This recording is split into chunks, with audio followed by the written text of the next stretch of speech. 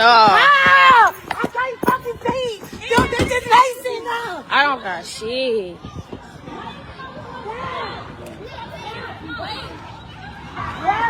I want to go get my shit gang. Come on. Maya, come on, man.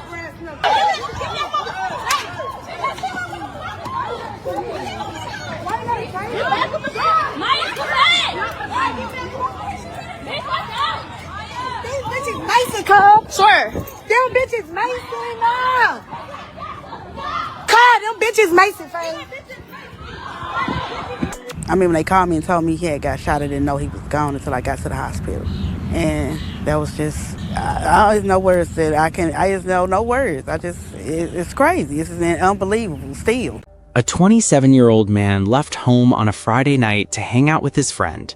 He had absolutely nothing to do with any beef, fight, or drama. He was supposed to start a brand new job at United Airlines that Tuesday morning, but he never made it. And the woman who allegedly pulled up to a fist fight with a semi-automatic rifle pistol, she was back outside dropping music videos within weeks. 2 people were in the ground, but she walked free. Stay with us because this whole story is about to unfold. Before we get into what happened on that Friday night in Carr Square, you need to understand who Koko Boomin is, because she is not some random person who just popped up after this shooting. She had already been building a real name for herself in the St. Louis underground rap scene for years before any of this happened.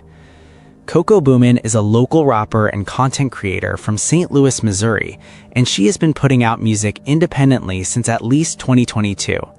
Her catalog has tracks like Love and War, Traumatized, All Right, and her more recent single, Bomba Clot, which came out in 2026.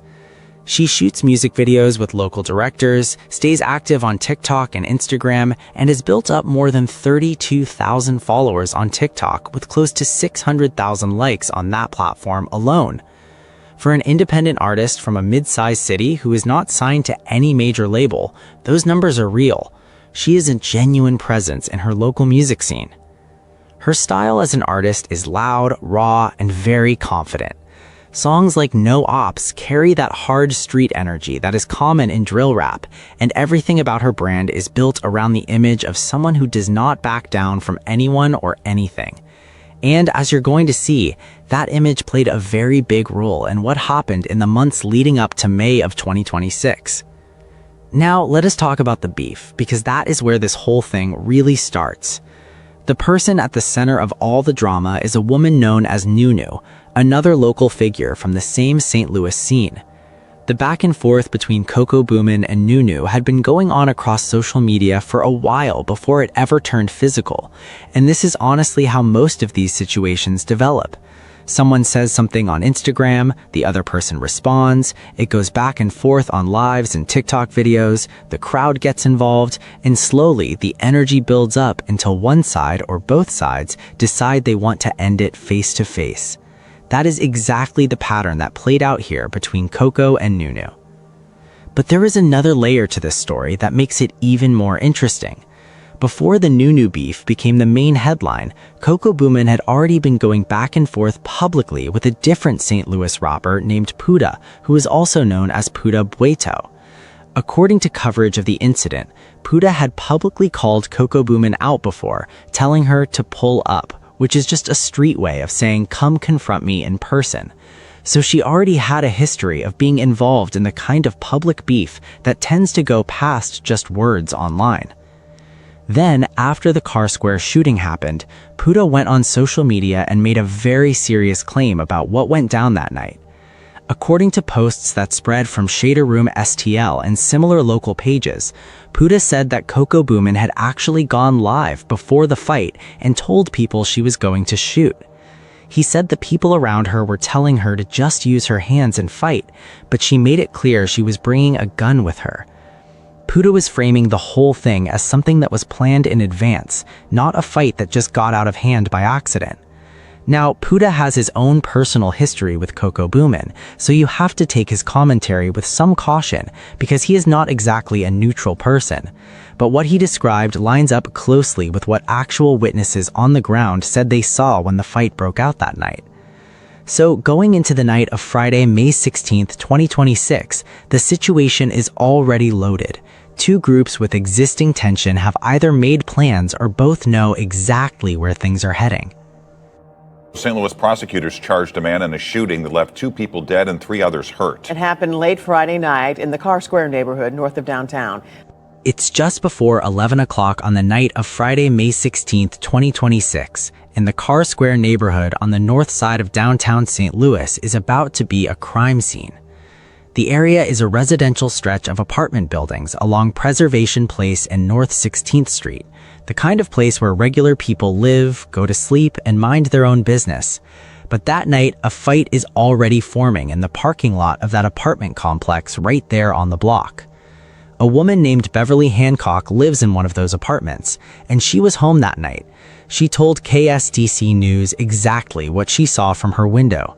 I seen a group of girls out, and they was ready to fight. Beverly Hancock and her neighbors then saw cars pull up. At least about 15 or 20 people then came outside, out of them cars. Neighbors quickly heard lots of gunshots. At least like 20 in a row. It went back and forth.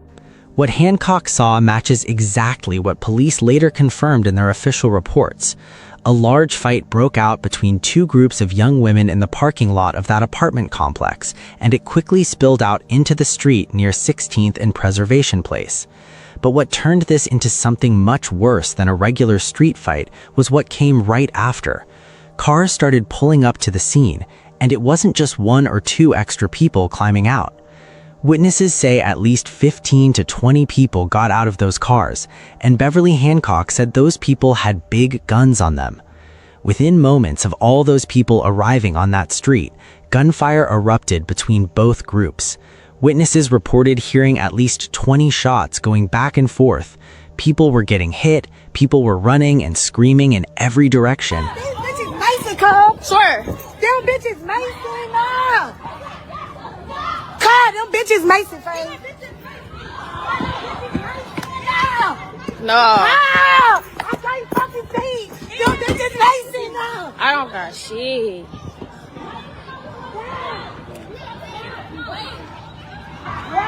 I want to go get my shit again. Come on.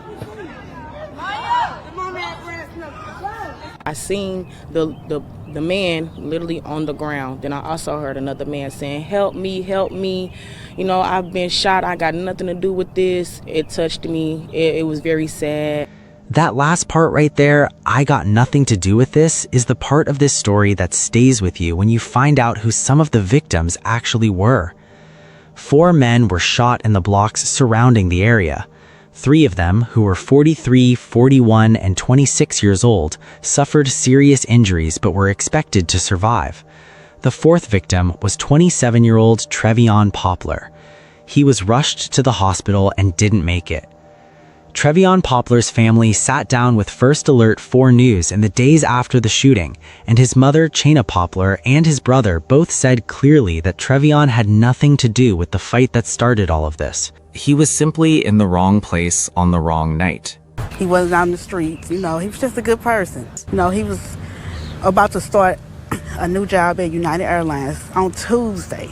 Like nobody ever, and he was excited about that. His family later placed red and black balloons at the spot in Carr Square where he was shot, and his mother told the camera she still cannot find the right words to describe the moment she found out her son was gone. Now, while officers were responding to the shooting scene and finding those 4 men down in the street, something else was already happening on the other side of the area. A vehicle had taken off from the scene at very high speed, and the people inside were not stopping for anyone.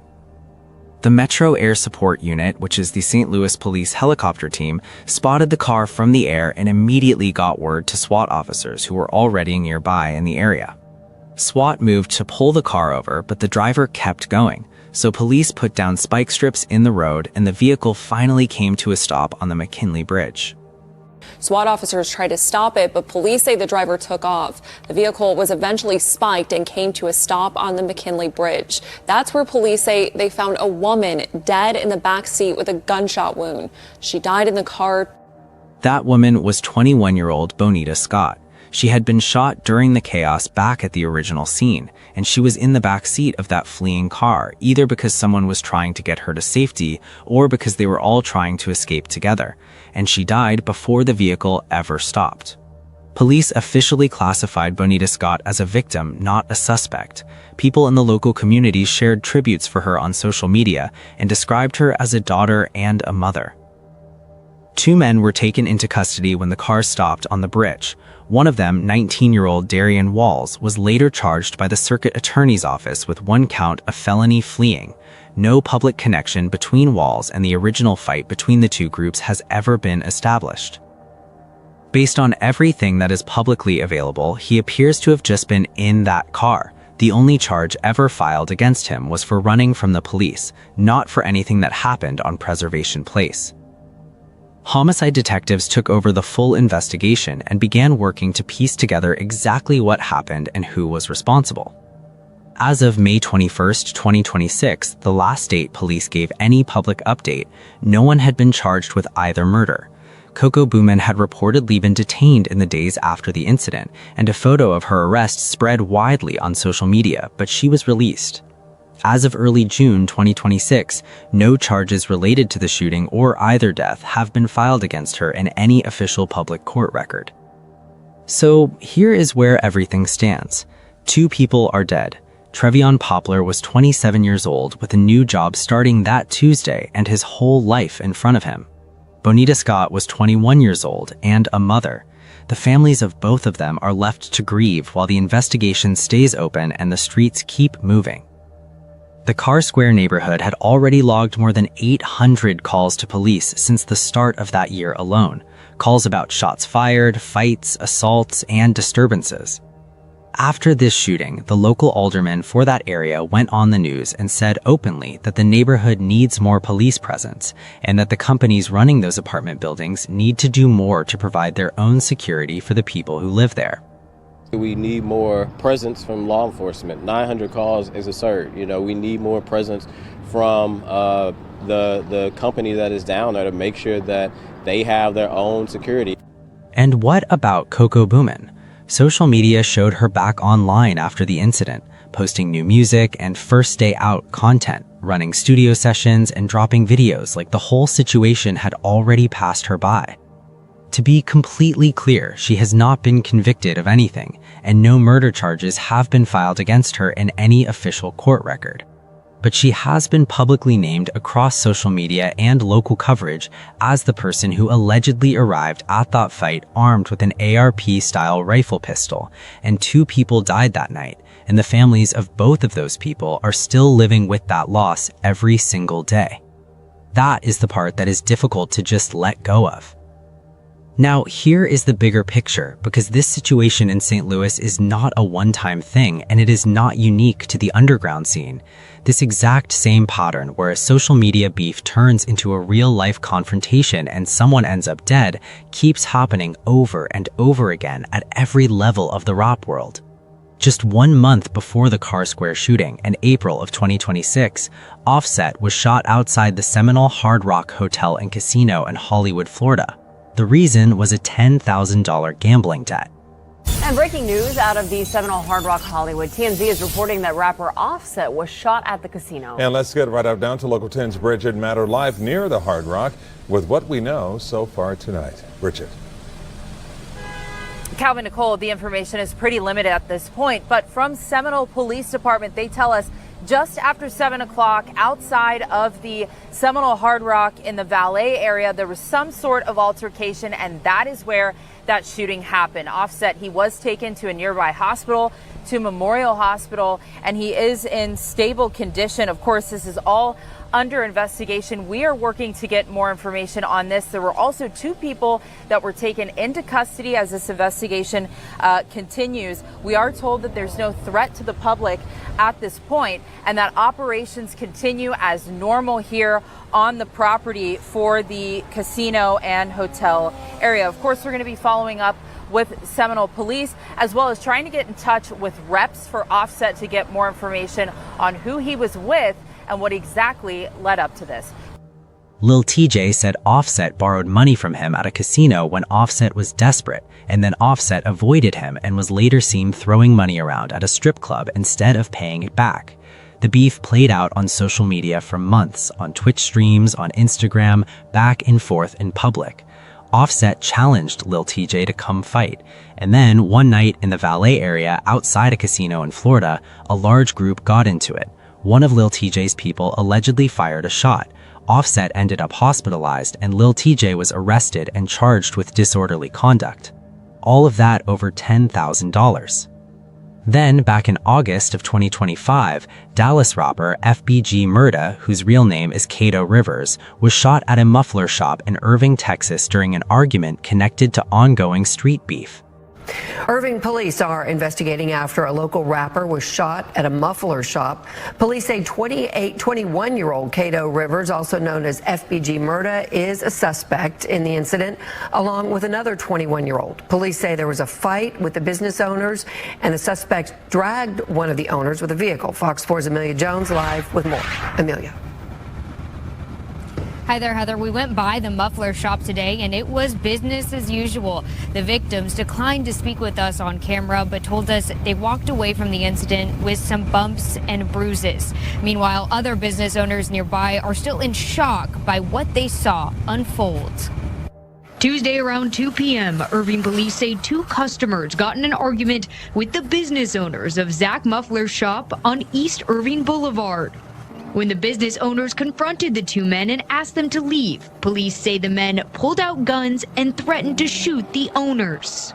The owners physically restrained the suspects, and when they tried to drive off, police say one of the owners was dragged. During the struggle, a firearm was discharged, and one of the suspects, 21-year-old Koko Rivers, a Dallas rapper, was hit. Rivers, who goes by FBG Murda, has nearly 400,000 Spotify listeners, and he was recently featured as a Dallas-Fort Worth rapper to watch in the Dallas Observer.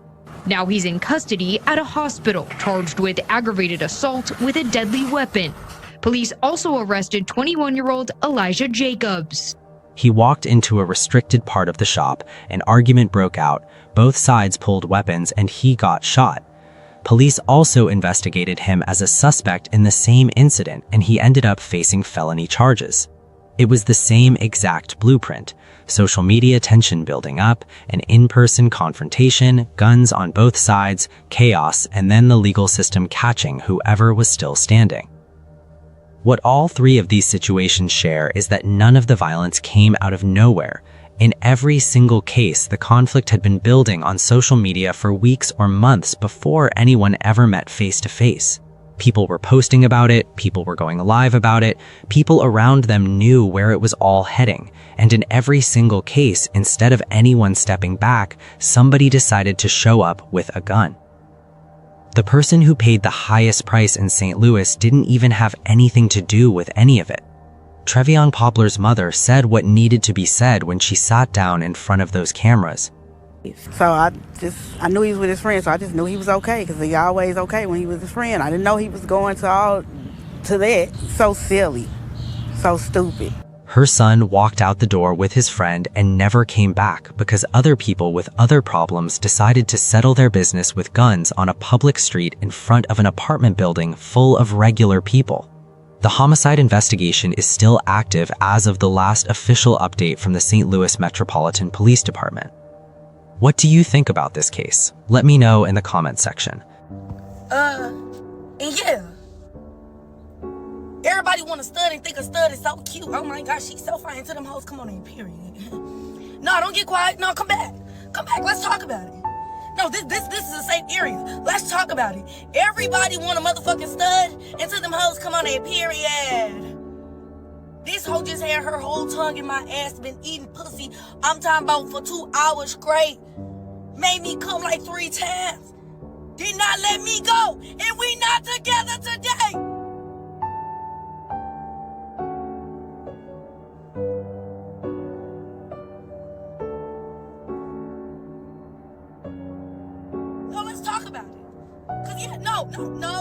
Let's talk about it. When studs come on their period. Hey y'all, so scratch everything I said. I'm currently at the Snooks.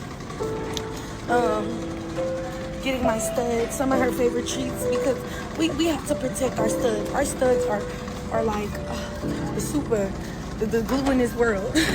So yeah, just scratch everything I said. I don't want to lose my stud just because she's on her period. But I'm gonna hit y'all back. I might give y'all reactions.